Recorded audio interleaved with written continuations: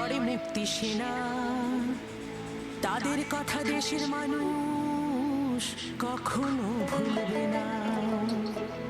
আবার দেখি নীল আকাশে পায়রা মেলে পাখা,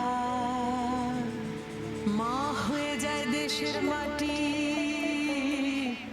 তার বুকেতেই থাকা। কাল যেখানে আধার ছিল আজ সেখানে আলো, কাল যেখানে মন্দ ছিল আজ সেখানে ভালো, কাল যেখানে পরাজয়ের কালো সন্ধ্যা হয় আজ সেখানে নতুন করে রৌদ্র লেখে জয়।